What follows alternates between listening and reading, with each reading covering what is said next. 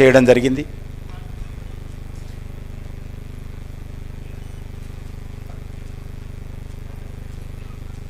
తెలంగాణ ఏర్పడిన తర్వాత అధికారంలోకి వచ్చినటువంటి కేసీఆర్ నాయకత్వంలోని నాటి టీఆర్ఎస్ ప్రభుత్వం కానీ లేక బీఆర్ఎస్ ప్రభుత్వం కానీ తెలంగాణ ప్రజల ఆకాంక్షలు నెరవేర్చడంలో, తెలంగాణ ఉద్యమకారుల స్ఫూర్తిగా అనుకూలంగా ప్రభుత్వాన్ని ముందుకు తీసుకెళ్లడంలో పూర్తిగా వైఫల్యం చెందింది. ఏ నియంతృత్వానికి వ్యతిరేకంగా తెలంగాణ ప్రజలు ప్రత్యేక తెలంగాణ రాష్ట్రాన్ని కావాలని పోరాటం చేశారో, బీఆర్ఎస్ ప్రభుత్వము పూర్తిగా దానికి పరస్పర విరుద్ధంగా ఒక కుటుంబ పాలన, ఒక అవినీతి పాలన, ఒక నియంతృత్వ పాలన, ఓ అహంకారపూరితమైనటువంటి పాలన, అక్రమ పాలన చేయడం జరిగింది. ఉద్యమాల నేపథ్యంలో వచ్చినటువంటి టీఆర్ఎస్ పార్టీ చివరకు కనీసం ధర్నా చౌక్లో కూడా ఉద్యమం చేయకుండా మరి నిషేధం విధించిన విషయాన్ని మనకందరికీ తెలుసు. ఆ నేపథ్యంలో 10 సంవత్సరాలు తెలంగాణ ప్రజలు భరించిన తర్వాత టీఆర్ఎస్ వ్యతిరేకమైనటువంటి ఓటు, కేసీఆర్ కుటుంబానికి వ్యతిరేకమైనటువంటి ఓటు, కేసీఆర్ అహంకారపూరితమైనటువంటి పరిపాలనకు వ్యతిరేకమైనటువంటి ఓటు,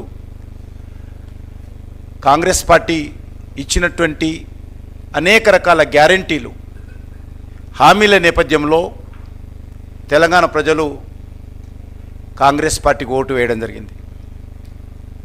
రాష్ట్రంలో మార్పు రావాలంటే కాంగ్రెస్ కావాలి అనేటువంటి ఒక నినాదంతో ఆ రోజు అనేక రకాల హామీలు ఇచ్చి తెలంగాణ ప్రజలను నమ్మించి అధికారంలోకి వచ్చిన తర్వాత మరి ఈరోజు తెలంగాణ ప్రజలు ఆలోచిస్తున్నారు.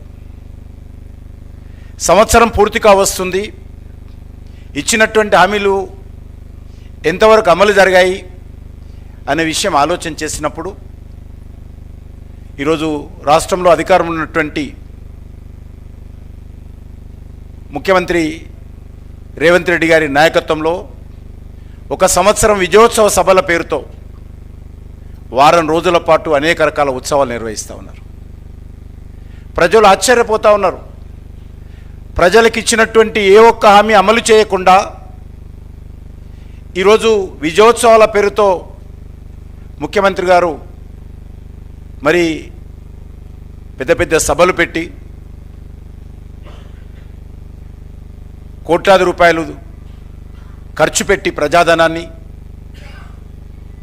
సభలు జరుపుతున్నప్పుడు ప్రజలు ఈరోజు మరి తమకిచ్చినటువంటి హామీల గురించి ప్రశ్నిస్తున్నటువంటి పరిస్థితి ఉన్నది. అది రైతులు కావచ్చు,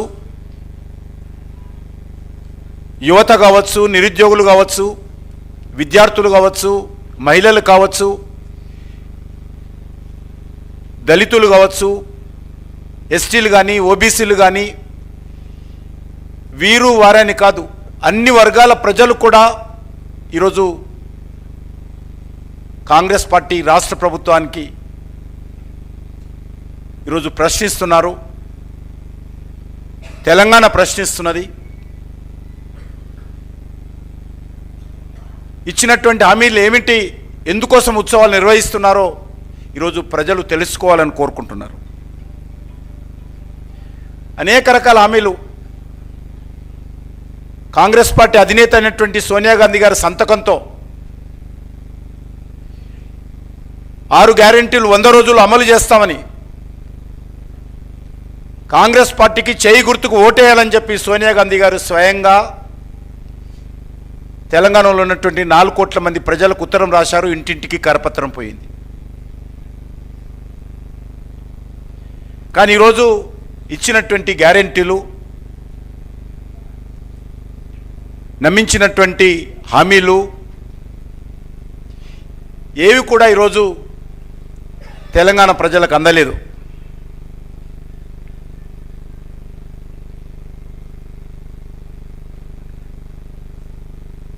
7వ తేదీ కాంగ్రెస్ పార్టీ ముఖ్యమంత్రిగా ప్రమాణ స్వీకారం చేస్తాం. 9వ తేదీ సోనియా గాంధీ గారి జన్మదినము అని చెప్పి 2023లో గత సంవత్సరము డిసెంబర్ 7న అధికారంలోకి రావడం జరిగింది. వారు ప్రధానంగా రైతులకు చెప్పారు, ఎవరు కూడా మీరు బ్యాంకులకు అప్పులు కట్టొద్దు, ఒకవేళ ఎవరైనా కడితే ఇప్పుడే వెళ్ళి బ్యాంకులో మళ్ళీ అప్పు తీసుకోండి కొత్తగా.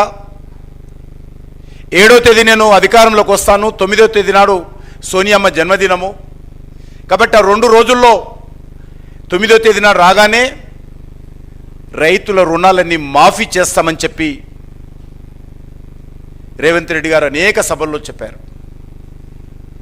అనేక దేవతల మీద దేవుళ్ళ మీద ఊరూరికి వెళ్ళినప్పుడు ప్రజలు నమ్మించడం కోసం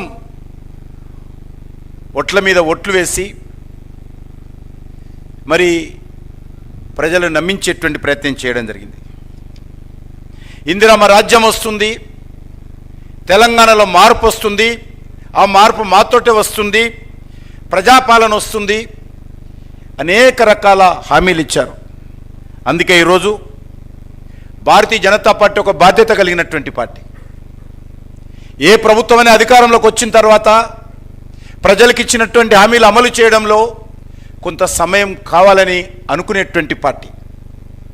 బాధ్యతారహితంగా మిగతా వాళ్ళగా మేము మాట్లాడం, బాధ్యతారహితంగా విమర్శించం మేము.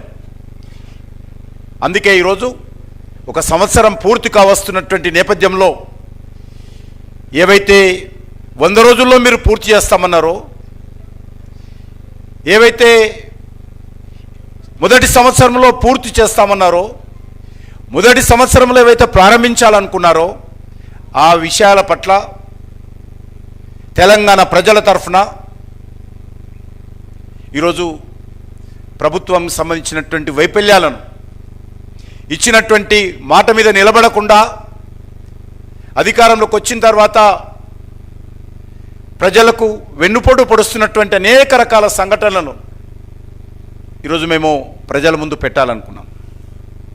అందుకే ఈరోజు రాజకీయపరమైన అంశాలకు తక్కువ ప్రాధాన్యత ఇస్తూ కాంగ్రెస్ పార్టీ ఏదైతే హామీలు ఇచ్చిందో, ఏదైతే డిక్లరేషన్ పేరు మీద ఆయా వర్గాలకు నమ్మించిందో, ఏవైతే గ్యారంటీల పేరుతో